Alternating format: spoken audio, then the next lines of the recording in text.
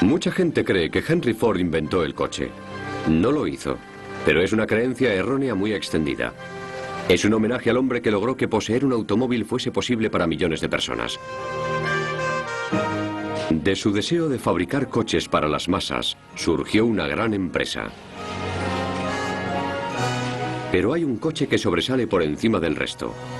El coche que hizo que todo fuese posible, el Modelo T.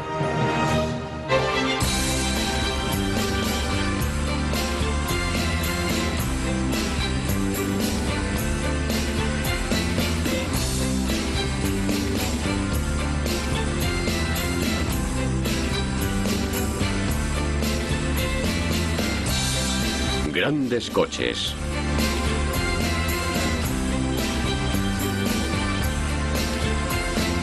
El Modelo T.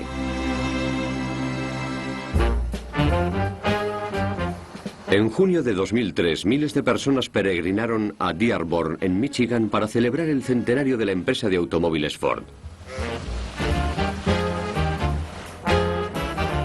Fue un acontecimiento espectacular que duró 5 días y demostró el impacto que Ford ha causado en el mundo. Los aficionados tuvieron la ocasión de contemplar la exposición más grande del mundo de los automóviles históricos y contemporáneos que hicieron famosa a la fábrica. El presidente de la empresa, William Ford, bisnieto de Henry Ford, y su primo Edsel estuvieron presentes en los actos. Sirvió como recordatorio de que la empresa todavía seguía relacionada con su fundador. Una caravana de modelos T acudió de todo el país para inaugurar los festejos. Algunos de ellos tenían casi 100 años y seguían funcionando a toda potencia, igual que la empresa que un joven inquieto, Henry Ford, fundó en 1903.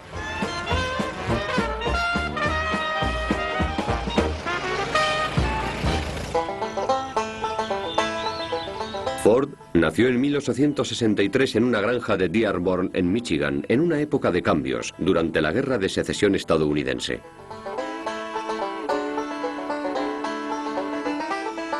Mientras la guerra dividía al país, Ford concentró su atención en las máquinas, los motores a vapor y sus posibles combinaciones.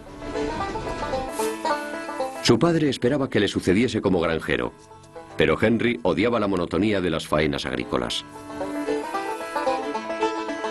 Cuando tenía 12 años, su padre le llevó de viaje a Detroit en una carreta. Por el camino se encontraron con una locomotora a vapor. Henry empezó a soñar con fabricar una versión más ligera y pequeña de esa máquina para aliviar la carga de trabajo de la granja y reducir el aislamiento del campo.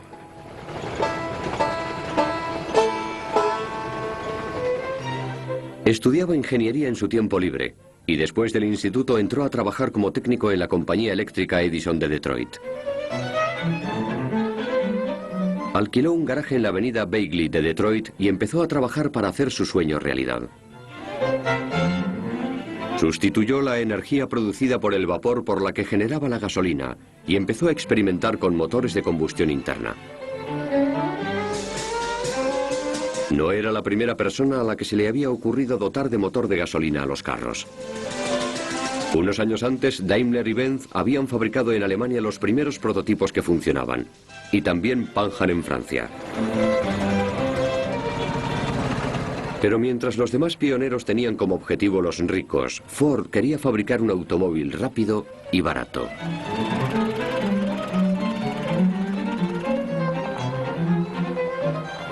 En junio de 1896, Ford abrió por fin las puertas de su garaje y puso en marcha su primer intento de automóvil, el cuatriciclo.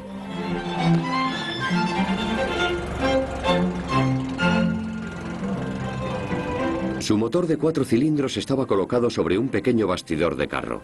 El carro motorizado rodaba sobre unas grandes ruedas con radios de alambre que parecían de bicicleta. Mientras Henry trabajaba para perfeccionar su invento con un radiador, un carburador mejor y mayor potencia, la nueva empresa de automóviles de Detroit le contrató para que diseñase coches experimentales. Desgraciadamente, la empresa fracasó. Entonces Henry decidió concentrar su tiempo y su energía en un coche de carreras. Pensó que unas cuantas victorias le darían renombre y atraerían a socios que financiasen su coche soñado. En 1901, Ford fabricó el Sweepstakes, un trineo de estructura de fresno con ruedas que funcionaba con un enorme motor de 2 cilindros y 8,8 litros. El coche era bastante lento y daba miedo conducirlo. La dirección tenía que corregirse manualmente después de cada giro porque no se había inventado la tecnología que centraba automáticamente las ruedas. Ford y el Sweepstakes ganaron su primera carrera en 1901. Derrotó al principal fabricante de la época, Alexander Winton, que además era el campeón nacional reinante. Su victoria acaparó los titulares de todo el país. El siguiente coche de carreras de Ford, el potente 999, le deparó todavía mayor publicidad. On October 25th, 1902, Barney Oldfield set a world's record in the 999. He drove it a mile a minute, and this phrase ushered in a new era.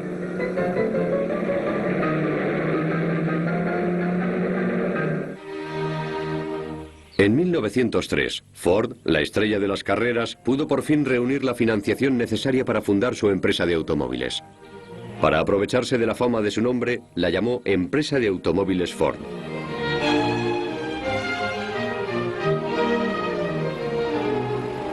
Unos meses después, la empresa Ford de la calle Mack de Detroit ya estaba fabricando el modelo A, un coche económico con un motor de 8 caballos. Se recibían más pedidos de los que podía servir.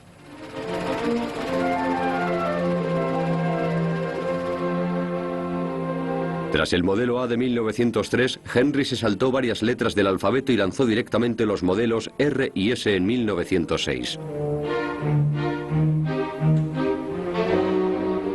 La fábrica original se le quedó pequeña y tuvo que trasladarse a unas instalaciones mucho mayores en la esquina de las calles Pickett y Bowen de Detroit. Sus coches se vendían, pero Ford no estaba completamente satisfecho con ellos. La mayoría seguían diciendo juguetes de rico.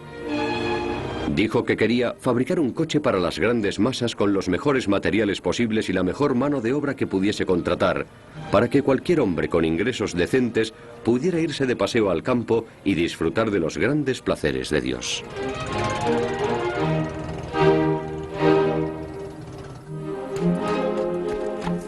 Aunque Ford estaba convencido de que lo que se demandaba era un coche para el hombre corriente, sus inversores no estaban de acuerdo.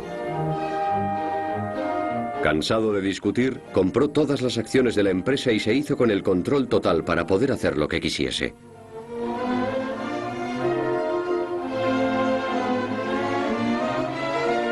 Reestructuró la fábrica de la calle Pickett para fabricar un coche nuevo, el modelo T.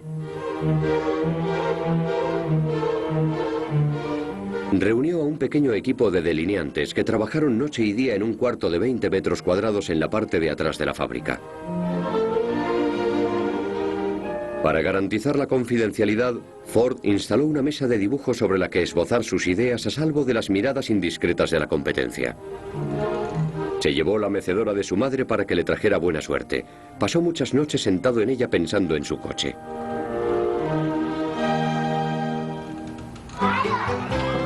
Finalmente su sueño se hizo realidad y el modelo T entró en la historia el 1 de octubre de 1908.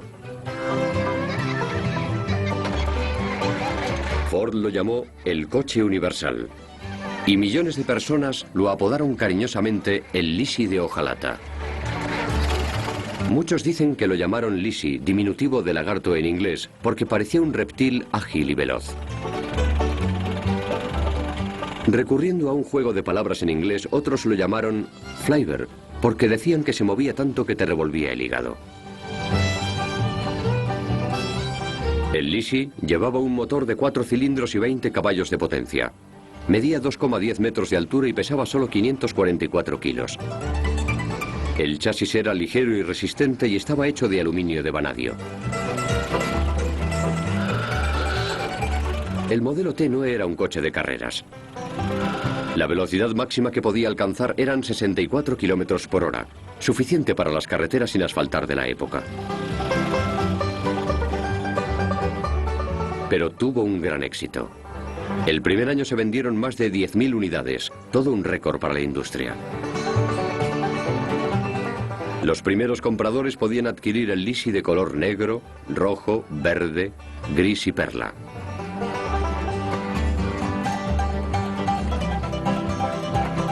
El precio inicial del modelo T era de 639 euros. Una ganga teniendo en cuenta que el precio medio de un coche rondaba los 1.500 euros. Uno de los primeros folletos publicitarios del modelo T decía que el Ford es mejor coche, no solo porque resulta barato, sino porque vale más.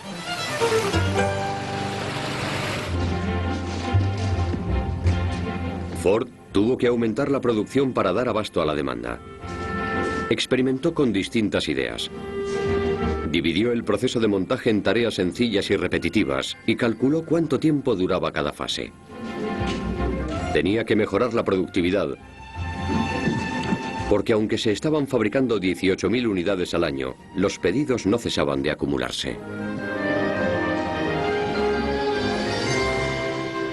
La competencia se fijó en su éxito. Billy Durant, el fundador de General Motors, quiso comprar Ford, pero no pudo convencer a los bancos de que valía los 13 millones de euros que pedían por ella.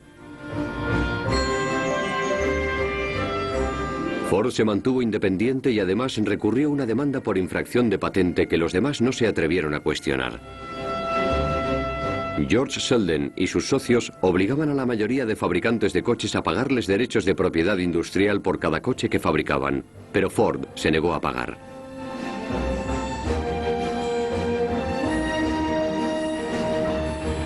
Cuando un juez federal decretó invalidada la patente de Selden, la industria del automóvil pudo prosperar sin cortapisas.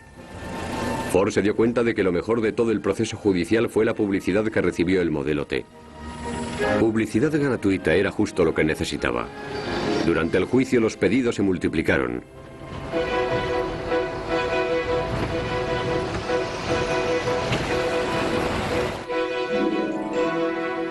En 1908, para poder cubrir la demanda, Ford pidió al famoso arquitecto Albert Kahn que le construyese una nueva inmensa fábrica en Highland Park.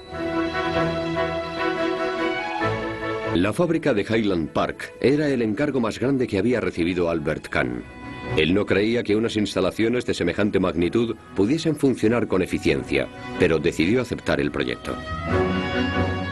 Cuando se inauguró la fábrica el día de Año Nuevo de 1910, se la apodó con el sobrenombre del Palacio de Cristal.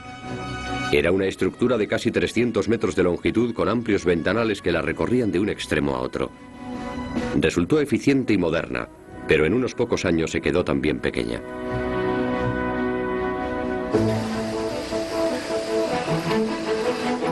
En 1913, Henry Ford ya había fabricado 200.000 unidades del Forte. Había sido posible gracias a la primera cadena de montaje móvil. Cada obrero recibía las piezas correspondientes a través de una cinta transportadora, que desempeñaba una función específica con ellas y luego las pasaba a la siguiente etapa del proceso. Ford desarrolló este mecanismo inspirándose en el innovador sistema que empleaba un comerciante de carne de Chicago.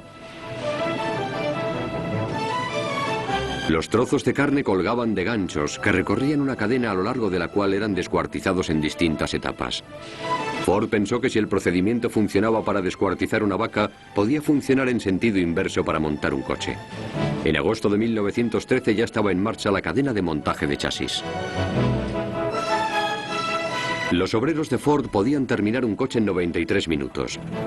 Una velocidad asombrosa teniendo en cuenta que la mayoría de fabricantes de coches seguían midiendo los tiempos de producción en días.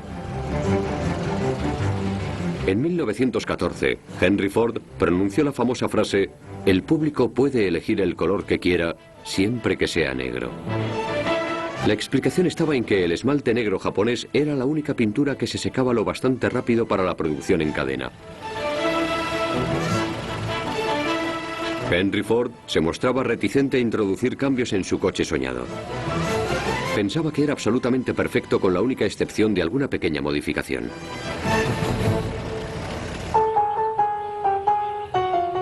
Uno de los cambios más sorprendentes que se produjeron fue la caída de los precios. En 1914 el modelo T solo costaba 360 euros, casi la mitad del precio original. El precio bajó gracias al desplome de los costes, producto de la eficacia de la producción en cadena y del uso de componentes estandarizados. En ese momento Ford fabricaba casi 300.000 unidades del modelo T al año. El coche se había convertido en un fenómeno. Más de 500.000 de estadounidenses conducían un Lisi de hojalata. La única calle pavimentada en la mayoría de poblaciones era la calle Mayor, que solía ser una calle de ladrillo de un solo carril. Pero después de que Ford construyera el primer tramo de carretera de hormigón, las cosas empezaron a cambiar. Como Ford había esperado, el modelo T sacó a la gente de las granjas y la llevó a las ciudades. Y también sacó a la gente de la ciudad y la llevó al campo. A medida que mejoraban las carreteras, la gente empezó a viajar e irse de vacaciones. El modelo T se utilizaba para viajes de placer.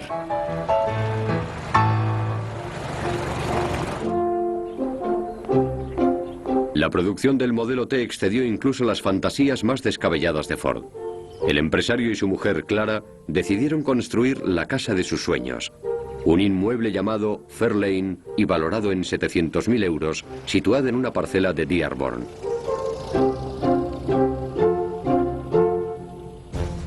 Mientras Henry y Clara vivían a lo grande, sus 15.000 obreros empezaban a mostrarse descontentos. El trabajo en una cadena de producción era aburrido y tedioso. Ford desarrolló un mecanismo para evitar el absentismo y motivar a sus trabajadores. El 5 de enero de 1914 estableció el jornal de $5, unos 3,7 euros, que doblaba el salario mínimo existente. También redujo la jornada laboral de 10 a 8 horas. El anuncio de las medidas provocó disturbios porque miles de trabajadores se presentaron en la fábrica para solicitar uno de esos puestos tan bien pagados. El incremento salarial escandalizó a los editores del New York Times, que creyeron que Ford era socialista. El Wall Street Journal se mostró indignado. Ford se encogió de hombros y dijo que cuanto más ganasen los obreros, más coches podrían comprar. Dijo que si se bajan los salarios se disminuye el número de clientes. Para algunos, Ford era un revolucionario. El modelo T significó una revolución de la vida rural. Sus jornales de $5 supusieron una revolución social y la cadena de producción una revolución industrial.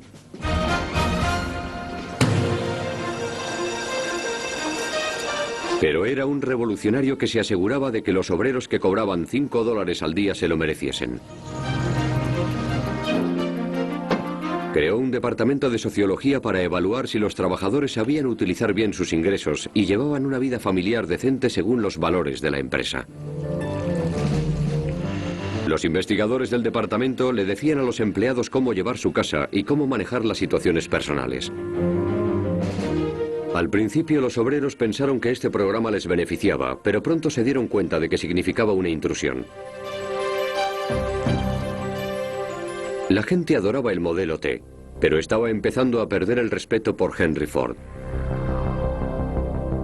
No gustaba cómo se inmiscuía en la vida de sus empleados, ni los virulentos artículos antisemitas que aparecieron en su periódico, el Dearborn Independent. Al final, Ford se disculpó por las declaraciones, pero el daño ya estaba hecho. Uno de los ofendidos por el antisemitismo del periódico fue seguramente Albert Kahn. Pero el arquitecto judío nunca criticó a Ford, que era uno de sus mejores y más antiguos clientes. Sobre todo entonces, puesto que le acababa de encargar que proyectase una nueva fábrica junto al río Rush de Detroit. Ford quería que su nueva fábrica estuviese cerca de su casa de Fairlane. Propuso que se tratase de una serie de edificios de una planta que alojasen toda la producción de la fábrica. Unas instalaciones en las que por un extremo entrasen por los muelles las materias primas como el hierro en bruto y por el otro saliesen los coches terminados. Todo un avance industrial.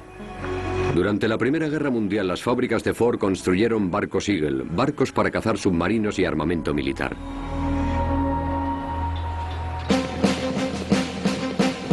También suministraron vehículos al cuerpo de ambulancias del ejército norteamericano y a la Cruz Roja de Estados Unidos, que conducían voluntarios como Ernest Hemingway.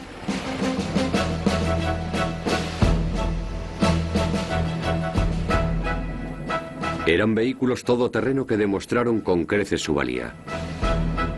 El modelo T recibió la Cruz al Servicio Distinguido. A esas alturas, Henry Ford no era tan solo millonario, sino también una celebridad a la que todo el mundo prestaba atención. Sus amigos Thomas Edison y Harvey Firestone se le unieron para grabar un programa de radio. I think so. Yes, indeed. If a young man makes up his mind to work, there's no limit to what he can do. But if he makes up his mind to go at it without the idea of work, he hasn't much chance. He must study and work, and he must go back in any art as far as he can, just dig up the very beginning, and he must, the more he goes back, the further he will be able to see ahead. Su círculo de amigos englobaba celebridades, inventores y políticos. Organizaba acampadas con algunos de sus amigos más íntimos, a los que llamaba los vagabundos. La pandilla visitaba parajes salvajes con un séquito de criados equipados con cocinas y neveras.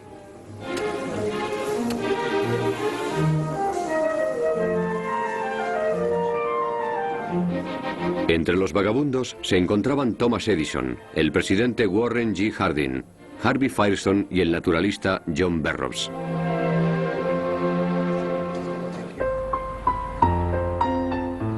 Hacia el final de la década, Ford comenzó a introducir algunos cambios en el modelo T.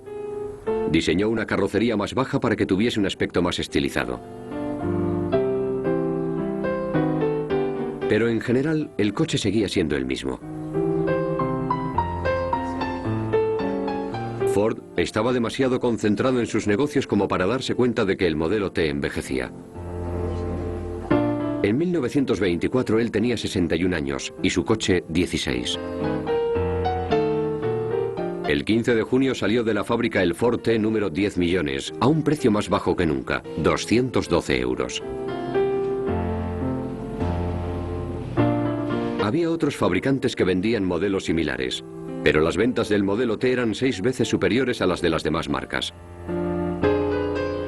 Sin embargo, pronto empezó a perder terreno. Los Chevrolet costaban 110 euros más, pero la gente joven que quería parecer moderna los prefería. Los Buick de segunda mano costaban más o menos lo mismo que un modelo T y ofrecían más prestaciones, comodidad y estatus. Al final, Ford tuvo que reconocer que para el modelo T la carrera había terminado. El 27 de mayo de 1927 salió el último de la fábrica. Gente de todo el mundo lo echó mucho de menos. La viuda del novelista Sinclair Lewis escribió que su marido estaba más orgulloso de su modelo T que de su premio Nobel de la Paz.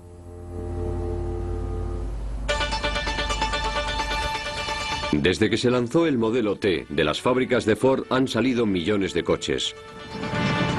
Clásicos como el Mustang o el Thunderbird. Y fiascos como el Edsel. Ford se ha convertido en el mayor fabricante de camiones del mundo y en el segundo mayor fabricante de coches y camiones combinados. Vende más de 80 modelos distintos en todo el mundo que incluyen marcas legendarias como Aston Martin, Jaguar, Land Rover y Volvo. Pero independientemente de lo que Ford siga fabricando, no es probable que vuelva a crear un coche tan importante como el modelo T, que puso literalmente a todo el mundo sobre ruedas y unió a personas de todas las clases sociales, asegurando el futuro del automóvil.